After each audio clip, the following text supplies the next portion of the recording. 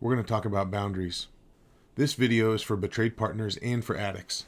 My encouragement for you is to watch the whole thing. If there's been an intimate partner betrayal, that's a boundary violation. And the boundary is just assumed. I assume that in relationship with me, you won't sleep with anyone else. I assume that in relationship with me, you won't be up late at night looking at pornography and masturbating. Compulsive sexual behavior is a boundary disorder. Societally, we conflate a boundaried person with a mean person. I live in California. We like people to like us.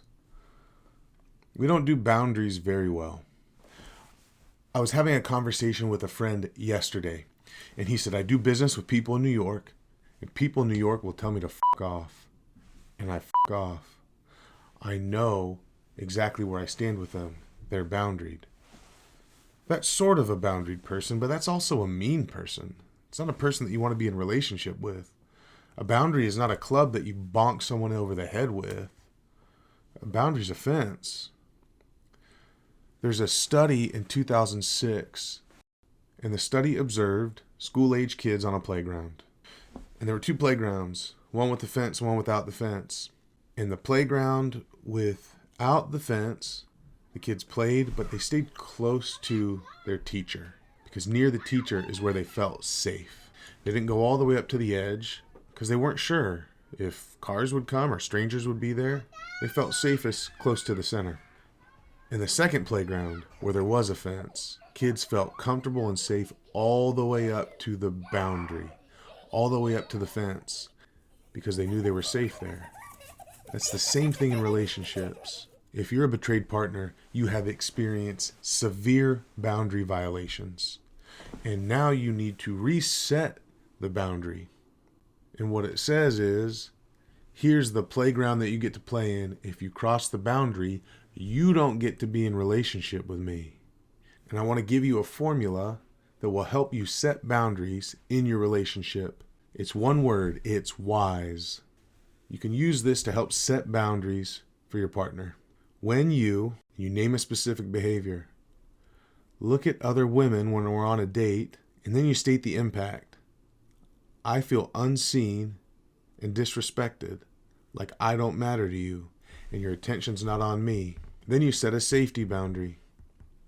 When we're on a date at a restaurant, I need to sit with my back against the wall and you facing me so I know you're not looking at anyone else besides me. And the last word is enforcement. If you do this again while we're on a date, I will get up and leave and the date will be over. Now here's two things that are absolutely necessary when setting boundaries. They need to be reasonable and you have to hold them. If you don't hold them, it's not a boundary. In this case, if you're out with your partner and they're staring at other women and you say something to the effect of, if you look at other women while we're on a date, we're getting divorced. That may be your boundary, but you have to hold it. Getting divorced might not be reasonable, but you get to decide and you hold the boundary. I'm going to give you a real life example. I have a 3.5-year-old daughter. She's learning to play Candyland. She really likes Candyland. And more than she likes Candyland, she likes to win. And sometimes she cheats. She takes her piece on the Candyland board and goes past the colors so she can move ahead. Or she'll take 2 or 3 or 4 cards and she'll look at them and try and choose the best card. And I tell her, when you cheat at Candyland, it makes me feel sad. And to feel safe, I need you to play by the rules. And if you do it again, I'm going to stop playing with you. And she did it again. And I got up and I stopped playing Candyland with my daughter. And it made me really sad because I like playing Candyland with my daughter. But more important than my desire to play Candyland with my 3.5-year-old daughter is that she has healthy boundaries modeled for her. Dear addict, you also get to set boundaries. You get to set boundaries with your friends and coworkers and everyone that you're in relationship with.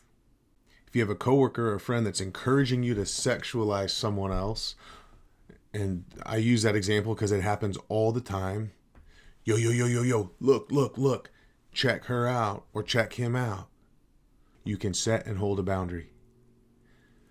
I don't sexualize other people. It's bad for me. It's bad for my partner. It's bad for my relationship. If you keep asking me to look, I'm going to walk away. The other part is setting boundaries with yourself. I've created another video called the 3 Circles Tool video. That will really help guide your boundaries around your sexual behavior, boundaries around things that are life-giving for you, boundaries around things that are a little bit shaky or might lead to compulsive sexual behavior. I'd encourage you to watch that video. Dear addict, if your partner's setting a boundary with you, they are giving you the formula to be in relationship with them. They're giving you the roadmap. They're telling you, if you want to be in relationship with me, here's how to do it. Hold the boundary. And you get to set boundaries as well. When you yell at me or call me names, it makes me feel sad and hurt. And to feel safe, I need to leave the conversation. And if you do it again, I will continue to leave the conversation every time you call me a name. And I'm going to be really sad about that because I want to have conversations with you. You're holding the boundary. You're offering a fence for the playground for you and your partner, for anyone that wants to be in a relationship with you. And here's what's probably true. If you're watching this video, you might be like me, and growing up, some of the time you didn't have healthy boundaries modeled for you. And you get to change that. And you get to model healthy boundaries for everyone around you, including your kids if you have them. Keep going. Keep doing the next right thing.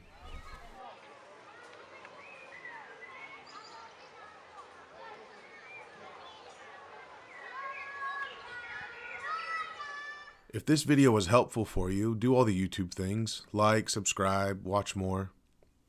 This resource library exists just for you, to support you through this healing journey. If you'd like to work with me or a therapist or coach like me on healing from compulsive sexual behavior, healing from betrayal trauma, or healing your relationship after an intimate partner betrayal, please come visit us at newpathsexaddiction.com. You can heal these wounds, but you cannot do it alone. I hope to see you there.